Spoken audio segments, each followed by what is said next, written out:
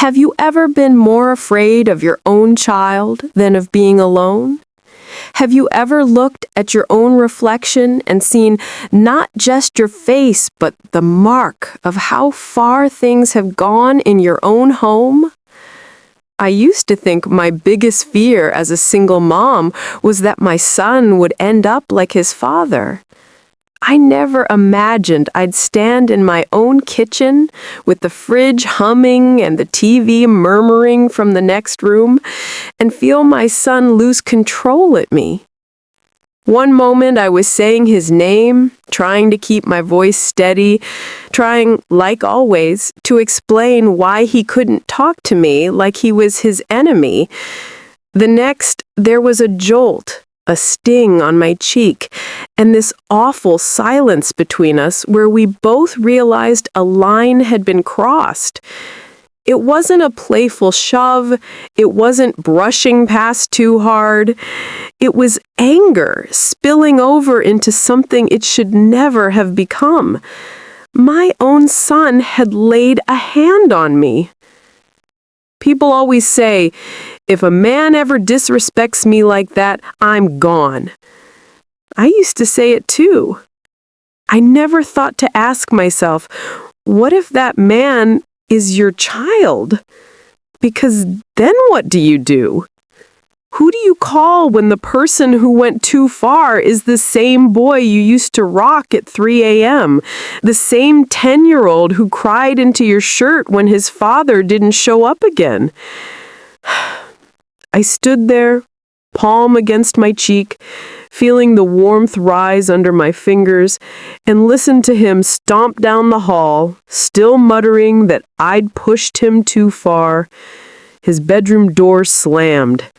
Then came that buzzing kind of quiet that feels heavier than any shout. In the bathroom mirror, I saw my mother's face looking back at me, wide eyes, hurt, trying to make sense of what just happened. I heard her old excuses in my head. He's stressed, don't provoke him, let it go. And then I heard my own younger voice, the girl who'd watched her father slam doors and swore, I will never live like this. I had left my son's father over less than this. When he shoved me once, years ago, when I was pregnant, I packed up my fear and my pride and said, my baby will never see his mama get hurt at home. I thought that meant I'd broken the cycle. Standing there now, I realized I'd only changed the shape of it. It hadn't come back as a boyfriend or a husband. It had come back as my child. I could feel the excuses lining up in my throat. He's tired, he's frustrated, he didn't mean it. Maybe if I hadn't brought up the bills, the job interviews he keeps skipping, the way I'm drowning while he acts like a guest, he wouldn't have snapped. That's what we do, isn't it? We call it understanding, when really we're teaching people how little we expect for ourselves. But as I pressed a cool cloth to my cheek, something inside me drew a line so clear I could almost see it. If this had been anyone else, a stranger, a boyfriend, a coworker, I wouldn't be standing there wondering what I'd done wrong. I'd be setting boundaries, making calls, getting help. So why was I ready to let it slide just because I loved the one who did it? My son is my child. He is not my exception. That thought scared me more than the sting on my skin, because it meant what I did next would change everything for both of us. I walked back to the kitchen, to the same space where I'd made him birthday breakfasts and late-night snacks, and I opened the fridge. I took out the eggs, the bacon, the pancake mix I saved for weekends. I turned on the stove and set the coffee pot. To anyone else, it would have looked like I was smoothing things over, pretending nothing happened. But inside, I was calm in a way I hadn't been in years. I knew my son. I knew that no matter how late he'd been up, no matter how ugly last night was, the smell of a hot breakfast would pull him to that table like always. This time, I wasn't making it to buy his love or excuse his behavior. I was making it because I had calls to make and a plan to put in motion, and I wanted him right there, sitting across from me, when he realized something had finally changed. I didn't pick up the phone to erase what he'd done. I picked it up to make sure there were consequences. My son laid a hand on me. The next morning, I served him breakfast and justice. Not because I stopped being his mother, but because I decided I was done being the only one in this house with no protection. People look at a moment like that and think it came out of nowhere. He hit you? How could he? They ask, like it was a lightning bolt on a clear day. But nothing about that night was sudden. It was the end of a road I'd been walking my whole life, starting long before my son was even born. I grew up in a house where shouting was background noise.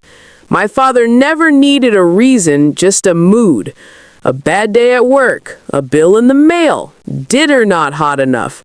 My mother's cheekbones knew his fingers better than they knew blush. The first time I saw him grab her arm hard enough to leave marks, I was 6. She told me she'd bumped into the door. I knew even then the door didn't know how to squeeze that tight. I'd lie in bed and hear the same phrases float down the hallway over and over. You know how he gets. Don't talk back. He works hard. He's under pressure. I learned 2 things from that house. 1, what it felt like to be scared in your own home, and 2, that adults are very good at calling fear by other names. By the time I was a teenager, I had my script ready. If any man ever lays a hand on me, I'd tell my friends in the school bathroom, checking my lip gloss in the mirror, I'm gone. I don't care who he is. I said it like a joke, flipping my hair. Inside, I meant every word. I thought that kind of strength would protect me. What I didn't know was that strength without boundaries is just a promise you hope you never have to test. My son's father was everything my father wasn't, at least at first. Charming, funny, always the loudest laugh in the room. He brought me flowers just because, made mixtapes with songs he said reminded him of me. The first time he raised his voice, I told myself, everyone fights. The first time he threw something, a glass against the wall behind me, I told myself, at least he doesn't hit me. That at least almost killed me. When I found out I was pregnant, he cried and called me his whole world. For a few months after that, he was gentle, careful. I thought, see, a baby changes everything. One night, in the middle of our circular arguments about money and his friends and why he hadn't come home again, I stepped between him and the door. You're not leaving again, I said. You need to stay and talk to me like an adult. He put his hands on my shoulders to move me and shoved harder than he meant to. I stumbled. It wasn't a full-force attack. It was a frustrated push. But I felt that old fear roar up from somewhere deep and ancient. It wasn't even about me. It was about the tiny life inside me and the 6-year-old girl I'd been standing at the top of the stairs while my father yelled at my mother. I left the next day. No big scene, no shouting. I packed a duffel when he was at work, grabbed my ultrasound picture off the fridge, and went to my cousin's couch. If I stay, I told myself as I cried into a lumpy pillow that night, my baby will grow up knowing this is normal. I'd rather he grow up with just me than thinking hitting is love. In a way, I kept that promise. My son never saw his father lay hands on me. What I didn't understand back then was that you can carry the echoes of old violence into a new life, even if the original person isn't there anymore. Raising him alone became my whole identity. I worked 2 jobs, day shifts at a grocery store, night shifts cleaning offices after everyone else went home. I'd leave sticky notes on the fridge with little drawings on them so that when he woke up and I wasn't there, he'd still feel like I saw him. Mom works hard because she loves you, I'd write next to a lopsided heart. Guilt was baked into everything I did. I felt bad that he didn't have a dad at home. I felt bad that we lived in apartments with thin walls and peeling paint instead of houses with yards. I felt bad when I said no to things because the money just wasn't there. So every time I could say yes, I did. Yes, you can have the bigger piece of chicken. Yes, you can have the good sneakers, even if it means I wear the same work shoes another year. Yes, you can take the last 20 in my wallet for a school trip. I'll figure out the light bill somehow. People called me strong, like you're doing it all, they'd say, like a compliment. What they didn't see was how often I was paying for that all with pieces of myself. When he was little, he was sweet as sugar. He'd bring me dandelions from the sidewalk and say, "For you, Mommy." He'd curl up in my lap and fall asleep to cartoons while I tried not to nod off from exhaustion. Every sacrifice felt worth it. But love without limits is a dangerous thing. As he got older, things shifted in small ways at first. He'd roll his eyes when I asked him to do chores. "You never had to do this when you were my age," he'd grumble, not knowing or not caring that I'd been doing laundry and cooking for my own father by then. When report cards came home with comments about talks back to teachers, I'd smile weakly at parent-teacher conferences and say, "He's just got a strong personality." Strong personality is what we call it when boys behave in ways that would get girls labeled rude or disrespectful. Deep down, I was proud of him for speaking up. I wanted him to have a voice I never had. I didn't realize he was learning that his voice always got the last word. The first time he slammed a door so hard a frame fell off the wall, I yelled, "Don't you do that in my house!" He was 13 then, taller than I realized, shoulders starting to broaden. He stared at me hard, then huffed an apology.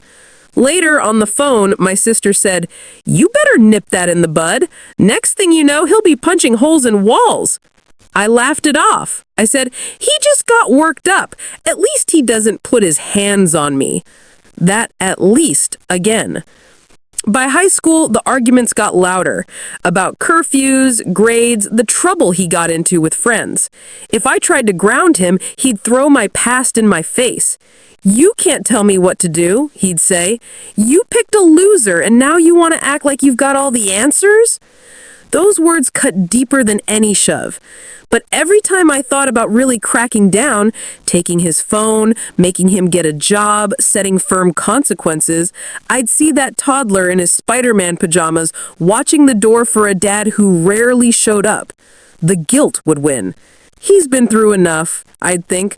I don't want to be another person who makes him feel small. So instead of saying, "No, you can't talk to me like that," I'd say, "You're right. I messed up too." I thought I was teaching him empathy. I was teaching him that my feelings were always second to his. When he turned 18 and graduated by the skin of his teeth, I cried like every other mom in those bleachers. I told myself that I'd done it, that whatever else had happened had doorbell the chain. He was loud, sure, opinionated, moody, but he hadn't turned into his father. He'd never hit anyone. That was the line in my head, and so long as we didn't cross it, I could keep pretending we were okay. Then adulthood came and stalled. He enrolled in community college, dropped out after one semester. Said it was boring, said he'd figure something else out. He bounced from job to job, always quitting or getting let go right before his probation period ended. "They don't respect me," he'd say. "They talk to me crazy." I'd nod, remembering managers who'd talk to me crazy too, and slide him $20 I couldn't spare. "You'll find something better," I'd say. Months turned into years. He was 22 and still in my apartment, still eating my food, still using my lights and hot water. I asked him to contribute what he could. Sometimes he'd hand me some crumpled bills, sometimes nothing. "You're my mom," he'd say. "You're supposed to help me get on my feet." He said help, but meant carry. The respect came in sideways at first. A muttered, "You're trippin'," when I asked him to take out the trash. A scoff when I mentioned how tired I was after work. "You chose that life," he'd say, as if I'd pick long shifts and bad backs off a menu. Every now and then I'd catch a glimpse of my father in his posture, in the way he'd spread out on the couch like he owned the place. My chest would tighten. I'd say something small like, "Watch your tone." He'd puff up, then retreat. Door slam, same dance. At least he doesn't put his hands on me, I'd think, clinging to that warped consolation prize like it meant anything good about either of us. So no, that night in the kitchen wasn't a random storm. It was the forecast finally arriving. Years of me putting myself last. Years of me telling him with my actions, "You come first, no matter what." Years of him learning that my love came with no real limits. By the time his hand actually connected with my face, I had to admit an ugly truth. I hadn't just raised a son who was struggling. I'd helped create a man who believed he could lay a hand on his mother and still sleep under her roof like nothing happened. And if I didn't change something now, really change it, then all the leaving I'd done years ago, all the vows I'd made about never repeating my mother's life, would have been for nothing. After he slammed his door and cranked his music up, the apartment went into that weird state where it's loud and dead quiet at the same time. My cheek throbbed in time with the bass from his room. I stood there for a minute in a kitchen, fingers still pressed to my skin, and realized I was holding my breath, like a kid hiding in a closet. Old habits. I made myself walk to the bathroom and flip on the light. The woman in the mirror looked like a stranger, and my mother and my younger self all at once. My cheek was flushed on one side. Not yet a full bruise, but on its way. My eyes were too wide.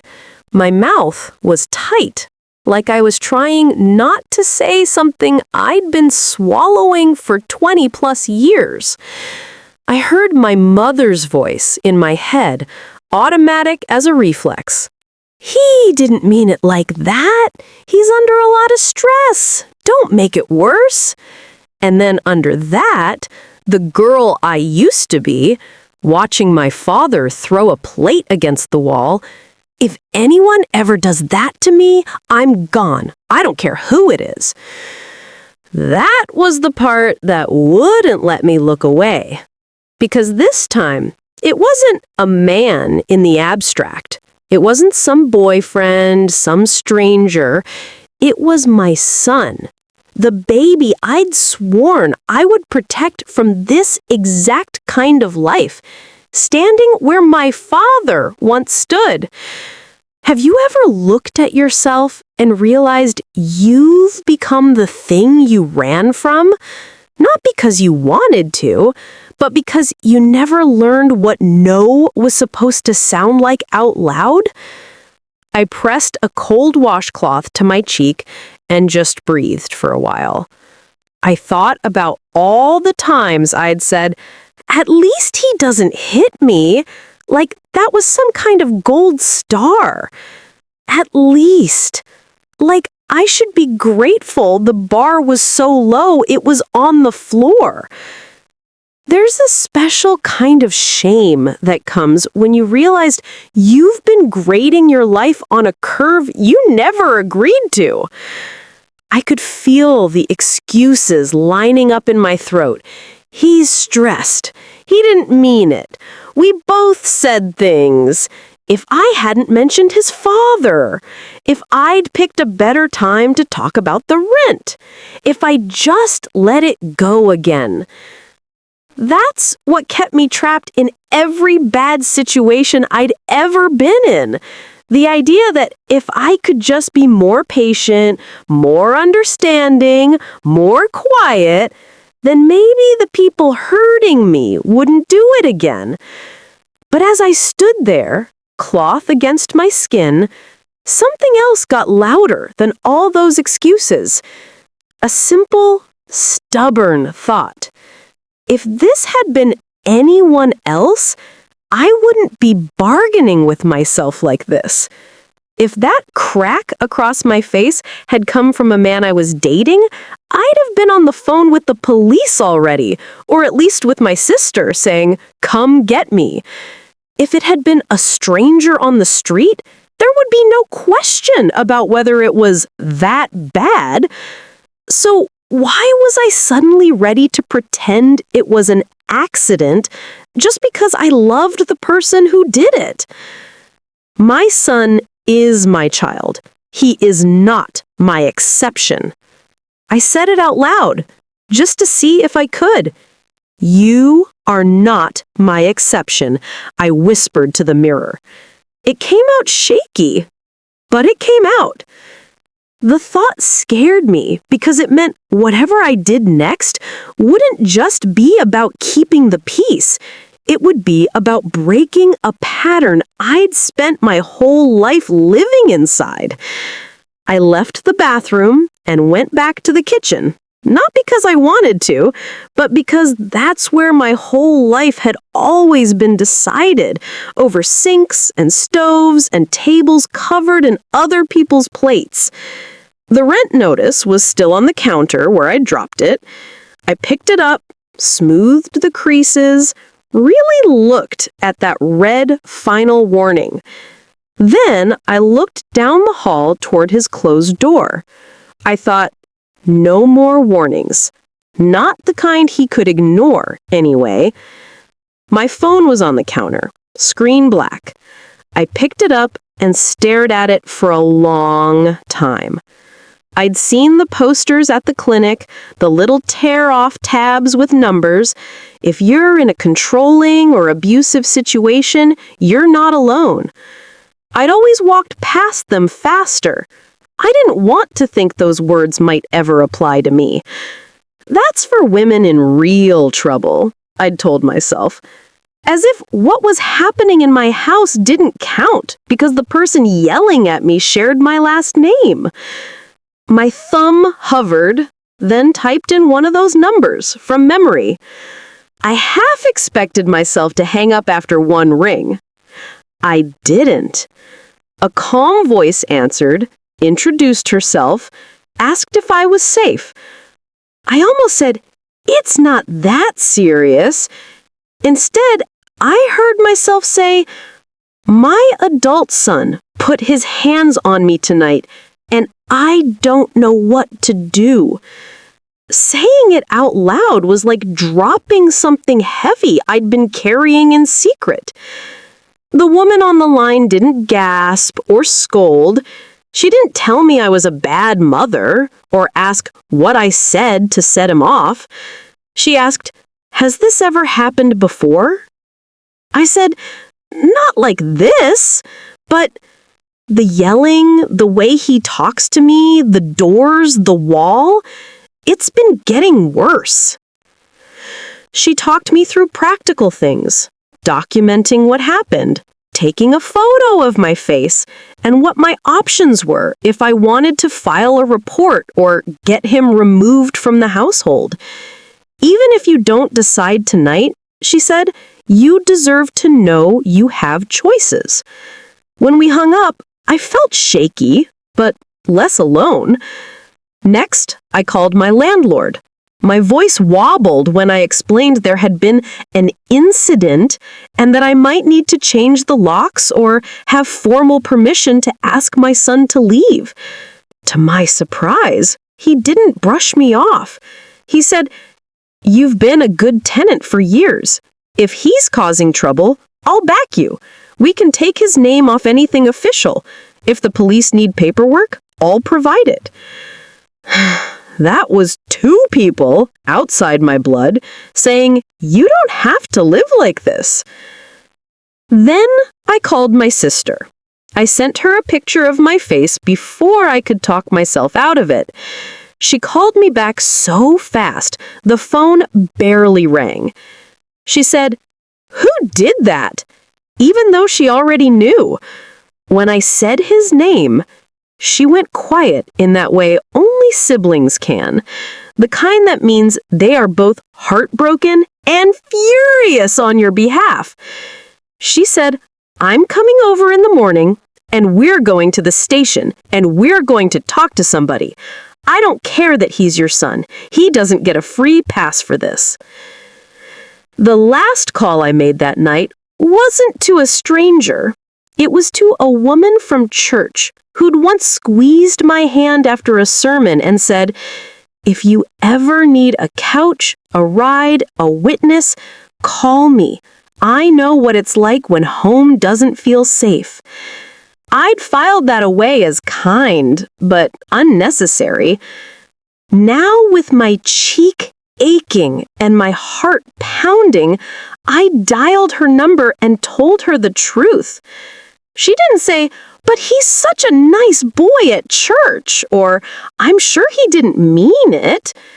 She said, "I'm proud of you for telling someone, and text me the time the officers are coming. I'll be there." By the time I hung up the fourth call, it was late. My son's music had gone quiet. His door was still closed. I stood alone in my kitchen, the hum of the fridge loud in the silence, and realized something strange. For the first time in a long time, the fear in my chest wasn't bigger than my voice. I could have gone to bed. I could have curled up and cried and tried to sleep off the buzzing in my brain. Instead, I opened the fridge. I took out eggs, bacon, the pancake mix I kept in the back for special occasions. I set coffee to brew. To anyone peeking through the window, it would have looked like the same old story. Tired mother smoothing things over with food. But inside, something fundamental had shifted. I wasn't cooking to make last night disappear. I was cooking because I knew my son. I knew that no matter how late he'd stayed up, no matter how ugly his words had been, the smell of a hot breakfast would pull him to that table like it always had. I wanted him sitting there, comfortable, unsuspecting, when the knock came. I wanted him to see my face in the morning light, not hidden, not covered in makeup, and understand that loving him didn't mean I was gonna lie for him anymore. As the bacon sizzled and the coffee pot gurgled, I folded the rent notice and slid it into a folder with the photo of my face and the notes I'd taken from the hotline call. I placed the folder at the end of the table where I usually sat. Then I stood in the doorway of the hall for a moment, looking at the thin barrier between us. "Sleep well," I whispered toward his room, "because breakfast is the last thing I'm serving you in this house without consequences." Morning came quicker than I thought it would. I barely slept, just drifted in and out with the smell of coffee in my own imagination and the echo of that slap in my ear. When the sky finally started turning gray, I got up, tied my robe a little tighter, and went back to the kitchen. My face was tender, but I didn't cover it. I wanted the truth visible in the daylight. I cracked eggs into a bowl, whisked in milk, poured batter onto the hot pan. Bacon curled and sizzled. Coffee filled the apartment with that rich, heavy scent that had always meant Mom's taking care of us in his childhood. My hands moved on autopilot. Muscle memory from all the Sundays I'd done this when he was little, and life was simpler, at least from his side of the table. But inside, everything was different. There was no part of me trying to make last night go away.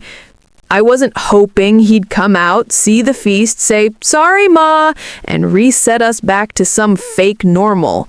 I was setting a stage. By the time the pancakes were stacked, The sun was filtering weakly through the kitchen window. I set the table like it was a holiday. Plates, real forks, not the mismatched ones, syrup, juice, steaming mugs. In the empty chair facing the hallway, I laid the folder with the rent notice, the photo of my face, and the notes from the hotline neatly inside. I'd already texted my sister, "Be here at 9." I'd already talked to the officer on the non-emergency line, given my address, explained I wanted to file a report, and ask about a protective order. "We'll send someone by around 9:15, he'd said, right about the time he usually strolled out of his room looking for something to eat. Right on cue, I heard his door open. Feet shuffled down the hallway. He came into the kitchen, rubbing sleep from his eyes, in the same old t-shirt and shorts, hair messy. For a second, he looked like my little boy again, the one who used to come in sleepy-eyed asking, "Is it pancakes day?" He stopped dead when he saw the table. "Whoa," he said, eyebrows up. "What's all this?" I kept my voice even. "Breakfast," I said. "Sit. Eat." He grinned and shook his head like he couldn't believe his good luck. "You really went all out," he said, sliding into his usual spot. He didn't look at my face long enough to register the bruise, or maybe he did and chose not to. "You finally calmed down, huh?" he added, reaching for the bacon. "Guess you realized you overreacted last night." The nerve of that made my stomach twist, but I didn't let it show on my face. "Last night was a lot," I agreed. "That's why we need to talk." "After I eat," he said, through a mouthful of pancake. "Can we not start with the lectures first thing? Just let me enjoy this." He smiled, like this was a peace offering I had brought him, like he had won something. I watched him for a moment. Really watched him. The way he relaxed into the chair because he trusted I'd feed him no matter what. The way he assumed food meant forgiveness. For years, I had been teaching him exactly that. I let him have a few bites, let the coffee cool just enough to drink. Then I said, "Does your hand hurt?" He frowned mid-chew. "What?" "Your hand," I repeated. "Does it hurt?" "Why would my hand hurt?" he asked, confused. I tilted my head, exposing the full bloom of the mark on my cheek. His eyes flicked to it, then away. "Oh my God, Mom, are we really still on that?" "We're going to be on that," I said quietly, "for as long as this mark is on my face. Maybe longer." He rolled his eyes. "You were in my face. You kept pushing. It happened. I didn't mean it like that." "You raised your hand," I said. "It didn't happen by itself." He poked at his eggs with his fork, suddenly very interested in the plate. "You gonna hold that over me forever? You act like you've never lost it." "I have," I said. "I've said things I regret. I've slammed doors, but I have never put my hands on you. Not once. Not when you were throwing tantrums at 5. Not when you were mouthing off at 15. Not even last night when you were in my face, calling me names in my own kitchen. I drew that line a long time ago. You stepped over it." He snorted. "So what? You make me a big breakfast to tell me you're mad? Mixed signals, Ma." I almost laughed at the absurdity of it. This breakfast is not an apology. It's a reminder. This is what I have done for you every day of your life. Fed you, cared for you, showed up for you. Today is the last day I do that without you facing what you've done." He opened his mouth to answer, but a sharp knock cut him off. 3 firm raps on the door. He froze, fork halfway to his mouth. "You expecting someone?" he asked. "Yes," I said. I stood up, wiped my hands on a towel, and walked to the door with my heart drumming hard enough I could feel it in my throat. When I opened it, my sister was there, jaw tight, eyes on my cheek. Beside her stood a uniformed officer and another in plainclothes, badges visible. The air in the hallway felt heavier than the apartment itself. "Mrs. Brown," the officer said, "you called about an incident with your son?" "Yes," I said. Saying it in front of him was a different kind of test. "Come in." I stepped back. The officer's gaze moved from my face to the young man at the table to the loaded plates. My son shot to his feet, chair scraping back. "What is this? You called the cops on me?" My sister walked in slowly, didn't say a word at first. She just went to the table, picked up the folder, and handed it to the officer. "She documented it," she said. My son pointed at me, outrage flushing his cheeks. "Are you serious? Over one little slap? You're really going to drag the police into our business? I'm your son." The officer opened the folder, thumbed through the rent notice, the notes, the printed photo I had taken in the bathroom mirror while my hands were still shaking. He looked back up. "Sir," he said to my son, voice neutral but firm, "your mother has reported that you struck her last night. Do you dispute that?" "We got into it," he said quickly. "She was all in my face, yelling. I tried to move past her and my hand slipped. It was an accident." "It wasn't an accident," I cut in, my voice steady. For once, I didn't let his version of the story stand alone. We argued. He didn't like what I said. He hit me. Then he walked away and went to bed. He glared at me like I had betrayed him worse than anyone ever had. "You're doing the most. You're really gonna throw me under the bus like some criminal?" I looked at him. Really looked at him. "I'm not throwing you under anything," I said. "I am finally standing up, so you and I both see the truth for what it is. If it was an accident, you would have apologized the second it happened. Instead, you justified it and went to sleep. That's a choice." The plainclothes officer spoke up then. "We're here because your mother requested information on filing a report and setting boundaries. Given her statement and what we can see, we're going to document this. Depending on her wishes, we can remove you from the residence today as part of a safety plan." "Remove me?" he repeated, incredulous. "From my own house?" My sister let out a bitter laugh. "This is her house. You're a guest, and you crossed the line." He swung his gaze between us, me, my sister, the officers. "You all really gonna gang up on me?" he said. "I've been through so much. No dad, this crappy neighborhood, no opportunities, and now my own mom wants me arrested?" That last word twisted my stomach. "Arrested?"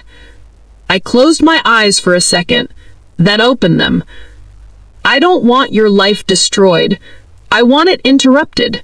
Before you become a man who thinks this is normal, before you do this to somebody else's daughter, and she doesn't have the history with you that I do." He looked thrown off by that. "So what, this is like a lesson?" he asked, sarcasm creeping back in. "You think calling the cops on me is gonna teach me something?" "I think letting you stay, pretending nothing happened, would teach you that my pain doesn't matter. I have taught you that enough. I'm not gonna do it one more day." The uniformed officer stepped in. "Here's what's going to happen right now," he said. "You're going to gather some essentials, a change of clothes, toiletries, anything you need for a few nights. You're going to come with us out of this apartment. Your mother will decide, with the advocate, what next steps she wants to take in terms of charges or orders. But you will not be staying here tonight." My son laughed, a high, disbelieving sound. "You can't kick me out, Mom," he said. "Where am I supposed to go?" "To a friend's couch? To a shelter? To figure it out like the rest of us had to when we were grown. Anywhere that isn't here with a woman you put your hands on." He stared at me, waiting for me to take it back, to say, "They're overreacting. He can stay. We'll work it out." For 22 years, that's exactly what I'd done in every other form. This time, I kept my gaze level. "Go pack a bag. You can call me when you're ready to talk like a man who understands what he did, not a boy who thinks his mother is his punching bag." His jaw clenched. For a second, I thought he might refuse, force the officer's hand. But the presence of the badge and my sister's eyes on him must have cut through the fog. He huffed, muttered something about never forgiving me, and stomped down the hallway, the same way he had the night before. Only this time, we all knew he wasn't coming back through that door on his own terms. While he packed, the plainclothes officer, a woman maybe a few years younger than me, turned to the table. Her eyes lingered on the plates. "Did you make all this morning?" she asked quietly. "Yes," I said, suddenly self-conscious. "I know it looks crazy. She gestured helplessly. "It's what I know how to do." She nodded slowly. "You're used to smoothing things over, to feeding people, making it okay with food." "Not today," my sister said. Today, she made breakfast and boundaries. The officer smiled a little at that. "It sends a message," she said. "You did what you've always done, took care of him, but you also brought us in. That's not weakness. That's you using what you know to do something new." When my son came back with a backpack slung over one shoulder, he paused at the doorway of the kitchen. He looked at the plates again, at the bacon and pancakes and eggs going cold. "You really set me up," he said bitterly. "You made me think—" He didn't finish. I shook my head. "I didn't set you up. I gave you one last normal morning in this house, so you'd remember what you're walking away from.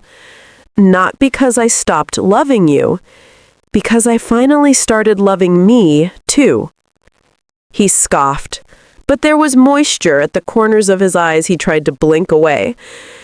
The officers led him out, my sister squeezing my hand so tight it hurt. The doors shut behind them with a solid finality. For the first time in years, my apartment was quiet, in a way that didn't feel like waiting for the next explosion. I looked at the plate still on the table, the uneaten food, the empty chair where he'd sat. Then I sat down in my own chair, pulled the folder closer, and took a breath that felt like someone who had finally chosen herself. When the door closed behind my son and the officers, the silence that followed felt unreal. For years, I'd fantasized about quiet. No shouting, no bass thumping through the walls, no constant feeling of walking on eggshells in my own kitchen. I thought it would feel like peace.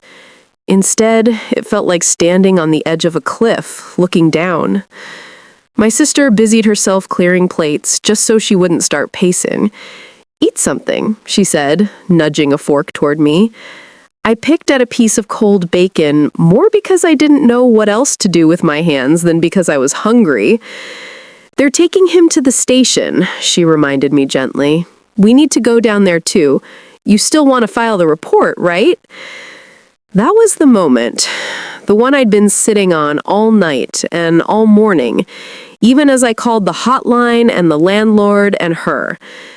It's one thing to say, "I'm not going to let this slide."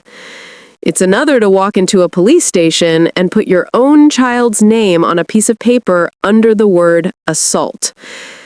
Part of me wanted to say, maybe this was enough.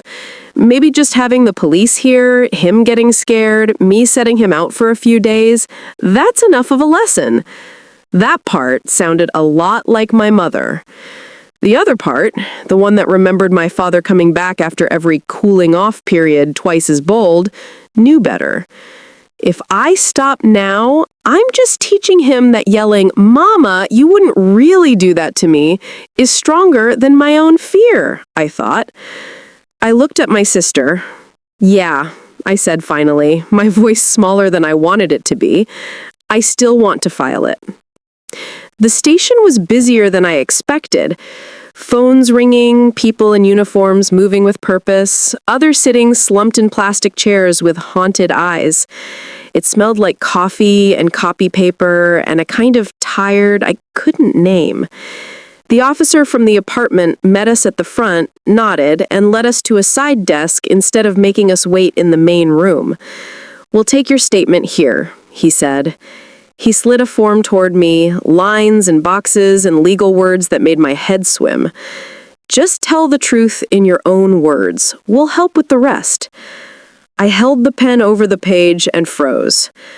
Have you ever felt like one stroke of ink could change who you are to someone forever? That's what it felt like. I thought about all the times I'd signed things for my son. Permission slips, field trip forms, report cards with parent/guardian signature scrawled at the bottom. My name had always been there to help him move forward. Now I was about to sign something that might put a record next to his. "You don't have to decide everything today," the plainclothes officer, the same woman who'd been in my kitchen, said gently. "Filing a report doesn't mean you're locking in every possible consequence. It just means you're telling the truth officially." I took a breath and started writing. I wrote about the rent notice, the argument, the words we'd thrown at each other, the way his hand connected with my face. I wrote that he'd walked away without apologizing. I wrote that I was scared it would happen again. I didn't add commentary. I didn't excuse him. I just put the facts down, and at the bottom, my name. When I slid the paper back, my hand was shaking. "We'll process this as a domestic incident involving an adult child," the officer said. "Given the circumstances, we can request an emergency protective order. It would mean he can't come back here or contact you directly until a hearing, depending on the judge." Hearing? The word made my chest tighten. "He's gonna be there? At the hearing?" I asked. "Most likely," she said. "He'll have a chance to respond. So will you." My stomach dropped. I'd done all right with badges behind me and my sister at my side. The idea of facing him in front of a judge, of saying out loud what he'd done while he looked at me like I was betraying him, that felt like walking back into the line of fire. "We could just leave it at the report," my fear whispered. "You've made your point." But then I pictured him a year from now in some other woman's kitchen, slamming doors, yelling, maybe worse. Would she call? Would she be as forgiving? Would she have 22 years of loving him to confuse her? "Set the hearing," I heard myself say. A few days later, I sat on a hard bench outside a small courtroom, palms slick, heart hammering louder than the muffled voices inside. My sister sat next to me, one hand on my knee. Across the hall, my son leaned against the wall, arms crossed, jaw tight. He wouldn't look at me. He'd cut his hair since I'd last seen him. He looked older and younger at the same time. Alone. I had to bite back the instinct to go over, straighten his collar, ask if he'd eaten. "He's got friends," my sister murmured, like she could read my mind. "He's not on the street. He's a grown man. Let him stand on his own 2 feet for once." They called my name and his together, like we were going in to get something, not to carve another line between us. The courtroom was smaller than I'd imagined. TV makes them look. No jury, just a judge in plain robes, a clerk, a bailiff, a few other people waiting their turn, eyes distant. We stood where they told us, me on one side, my son on the other. For a moment, it felt like parent-teacher conferences again, only this time I wasn't there to defend him. The judge glanced at the paperwork. Miss Brown, you're requesting a protective order against your adult son based on an incident that occurred on date. Is that correct? My mouth dried. I forced the word out. Yes, Your Honor. Would you like to tell me in your own words what happened? I could feel my son's gaze on the side of my face, hot and accusatory. I stared at a spot just above the judge's head and told the story. Not our whole history, not every hurt, just that night. The fight about money, the words, the raised hand, the contact, and the way he went to bed like nothing had happened. My voice shook, but the words came out. Have there been other incidents of physical aggression? She asked.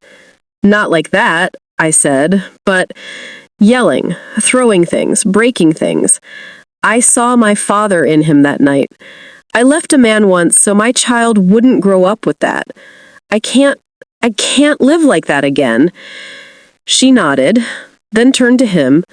Mr. Brown, you've heard your mother's account. Do you agree with it? Disagree? He shifted, swallowed. We argued, he said. She was in my face. I was trying to walk away. My hand brushed her. I didn't mean to hurt her. She's making it sound worse than it was. Did you apologize? The judge asked. He blinked, thrown. We were both mad. I figured we'd cool off. Did you go to bed that night in the same home where this took place? She pressed. Yeah. Where else was I supposed to go? The judge looked at them between us. This isn't about who's the worst person in the story. This is about whether Ms. Brown has a reasonable fear for her safety and whether boundaries need to be set.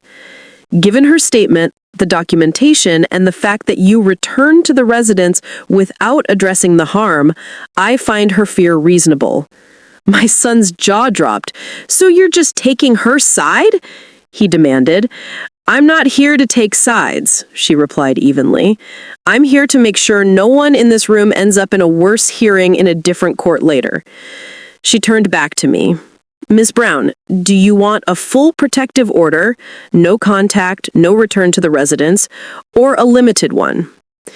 This was the peak, the choice I'd been building toward since that slap. No contact. Those words felt like throwing my son off a cliff. I don't want him hurt, I said slowly. I don't want him locked up. I need space. I need him to know this isn't acceptable. I need to be able to sleep at night. We can issue an order requiring him to stay away from your home and not contact you directly for a set period. If you wish to allow contact later, you can petition to modify. For now, it will give you both time to cool down and pursue any counseling or resources. My son laughed bitterly. Counseling? For a slap? For a pattern, she corrected. He opened his mouth to argue again, but she held up a hand. I'm not punishing you. I'm telling you that this is the last stop before much worse. Take that seriously. Then she looked at me. Miss Brown. I thought about my mother, about never having anyone in a robe look her in the eye and say, you have a right to be safe. I thought about the hotline worker, the officer in my kitchen, my own reflection with a mark on my cheek. And I thought about the little boy he'd been falling asleep on my chest and how much I wanted him to grow into a man who would be horrified by what he'd done, not by me refusing to pretend it never happened. Yes, I said, I want the order. The judge signed the papers. The bailiff handed copies to both of us. On mine, my name was under protected party. On his, under restrained. The line between us wasn't just emotional anymore. It was legal. It was real. As we walked out, he brushed past me in the hallway, stopped, then turned. You really did it, he said, voice low and stunned. You really Chose them. He jerked his head toward the courtroom. Over me? I met his eyes, for once not looking away. No, I said. I chose me. And maybe one day you'll understand that's the only way I stand a chance of ever being anything for you but someone you can hurt. He shook his head, swallowed whatever else he was going to say, and walked away. I watched him go until he turned the corner. It felt like losing him and saving myself in the same breath. That was the climax. Not the slap, not even the breakfast. It was the moment I put my name on the line that said, in front of a judge and my own child, I am not here to be anybody's punching bag, not even my son's, and let the world back me up for once. The thing about pieces of paper is, they don't tuck you in at night. A protective order can keep a door from opening, but it can't stop the memories from walking right through your walls. The first few days after court, the apartment felt like a museum of our life together. His shoes by the door, the empty hook where his favorite hoodie used to hang, the dent in the couch cushion where he always sprawled. The quiet I'd wished for didn't arrive like a soft blanket. It arrived like a spotlight, shining on every choice I'd made and everything I'd put up with. I kept expecting my phone to light up with messages from him. Long texts, maybe, accusations, begging, something. Instead, there was almost nothing. A couple of half-hearted, "so this is how it is now" messages through my sister that she didn't pass on until I was ready to hear about them. A friend of his posted a photo on social media of the two of them at some party, and my stomach dropped when I saw him laughing, like my whole world hadn't just tilted. But that's the thing. Our whole world had changed. His, maybe not yet. Mine, completely. I went back to the DV advocate's office, just like she'd suggested, sat in a circle with women who looked nothing like me on the outside and exactly like me on the inside. Some talked about husbands, boyfriends, girlfriends. One woman, older than my own mother, talked about a granddaughter who cursed at her and threw things when she said no. When it was my turn, my voice shook as I said, "My son hit me." Saying it still felt like pulling barbed wire out of my throat. But nobody flinched. Nobody asked what I'd done to set him off. They just nodded, sad and knowing, like I'd joined a club none of us wanted to be members of. They talked about boundaries like they were muscles you had to strengthen after a lifetime of not using them. It's going to feel wrong at first, saying no, holding a line. You'll want to rush to fix everyone's feelings. That doesn't mean the line is wrong. It just means it's new. At home, I started doing small, quiet things that made the place feel like mine. I moved his old game console into the closet. I boxed up clothes he'd left and put them by the door for my sister to drop at his friend's house. I bought myself a new set of plates. Cheap, but chosen because I liked them, not because they matched what he wanted. The first morning I made coffee just for myself, I caught my hand reaching automatically for a second mug, then stopped. Just one. For now, just one. It wasn't all strength and empowerment. Some nights I cried so hard I scared myself. I'd walk past his empty room and my heart would lurch.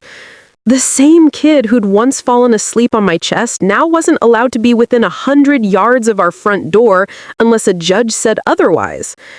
The guilt came in waves. Did I overreact? Could I have handled it in the family? Was I the kind of mother who sends her child into a system that might chew him up? Every time those thoughts got too loud, I'd stand in front of the bathroom mirror where I'd taken that photo and look at the faint shadow where the bruise had been. I'd remember the sound in that kitchen. His words, "You made me do that." The way my feet had backed up without me telling them to. And then I'd ask myself a different question. If I don't stand up for me, who am I teaching him to be?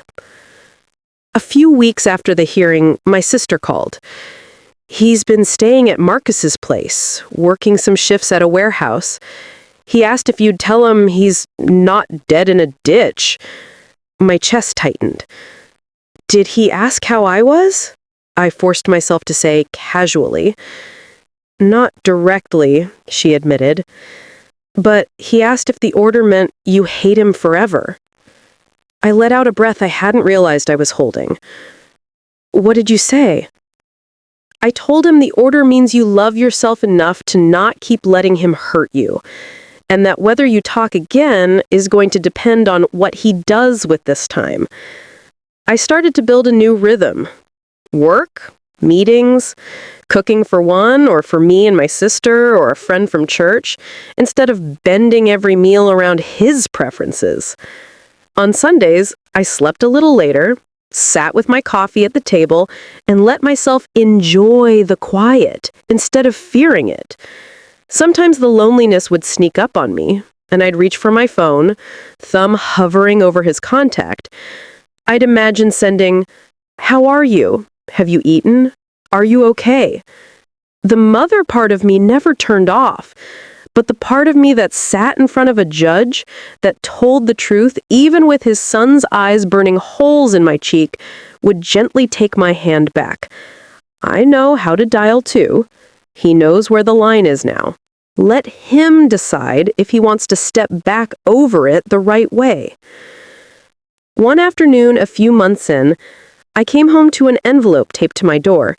No return address, just my name scrawled in handwriting I knew as well as my own. I stared at it so long a neighbor poked their head out to make sure I was okay. "You good?" they asked. "Yeah," I said, though my heart was doing flips. "Just mail." I sat at the kitchen table, the scene of so many of our battles, and finally, my line in the sand, and opened it. Inside was a short letter. No dear mom, no love your son, just words, cramped and uneven like his thoughts were trying not to be seen. "I still think you went too far. I still think calling the cops was messed up. But I've been talking to someone. They said I should write down what happened. On paper, it looks different than in my head. I didn't think I hit you. I thought I just lost it. Now I see those are the same thing." I blinked, the lines blurring. "I'm not saying sorry just because everyone thinks I should. I'm saying it because when I remember your face that night, I feel sick. I sounded like him. I looked like him. I hate that. I don't know how to fix it. I know you don't trust me. I don't blame you. I just wanted you to know I'm trying. I got a job. I'm staying out of bars. I'm in some anger class they set up. That's all." There was a postscript, almost an afterthought. "The pancakes were good. I was too mad to say it." I set the letter down and just stared at it. It wasn't a full redemption arc. It wasn't him on his knees begging forgiveness. It was selfish in places, defensive in others.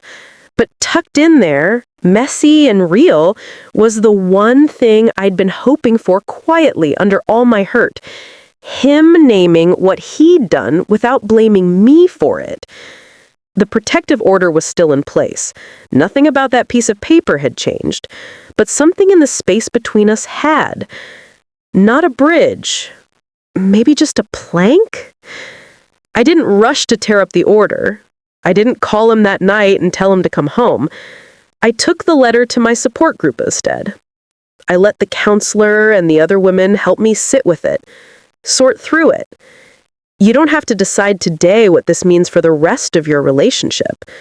It can just mean this. He's starting to see himself more clearly. You did that in part by not letting him make you small. At home, I started tucking the letter in the same folder as the rent notice, the photo of my face, and the now dog-eared emergency numbers. Not because I wanted to dwell on it, but because it was part of the story now. part of mine, part of his, part of the moment our family's legacy turned a little, if only a degree. Some mornings now, I still make pancakes, not a feast, not as a bribe, not as an apology. Just 2 or 3, golden and simple, for me or for my sister when she comes by with coffee and stories about her grandkids. Sometimes we eat in silence. Sometimes we talk about everything but that night.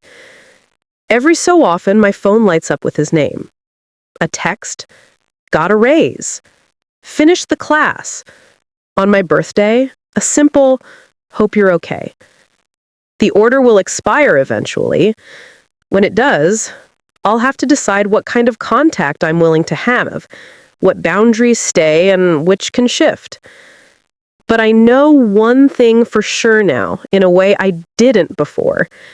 Whatever relationship we have going forward will be built on the truth that my safety is not a bargaining chip, that love doesn't mean turning the other cheek forever, that I'm not a bad mother for saying, you don't get to hurt me and still sit at my table like nothing happened.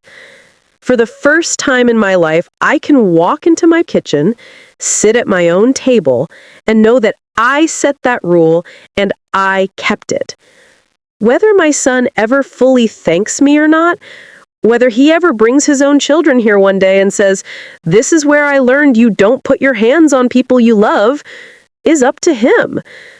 But I used to think being a good mother meant taking everything on the chin, swallowing the disrespect, the late nights, the slammed doors, telling myself, at least I'm here, at least I didn't leave, at least he's not as bad as his father. Those at least almost buried me. They sound like gratitude. Really, they're just excuses dressed up in nicer clothes.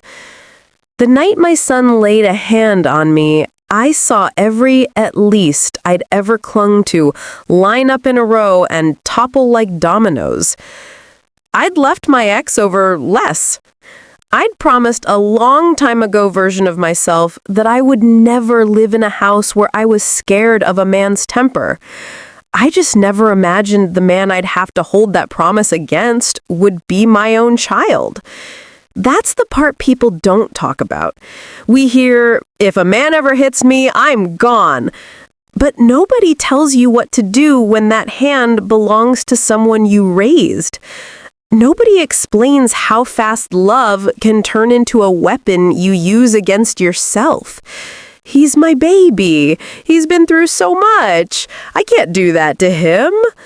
The truth is, the line you draw has to be the same no matter who's standing in front of you. If you wouldn't accept it from a stranger, a boyfriend, a husband, you don't have to accept it from your son. He doesn't get a separate rule book just because you were there when he took his first steps. For years, I let my guilt be a leash around my own neck. Guilty that he didn't have a father in the house. Guilty that we were poor. Guilty that I'd missed games and concerts because I was working to keep the lights on. Every time he spit that pain back at me, I took it and folded it into my own.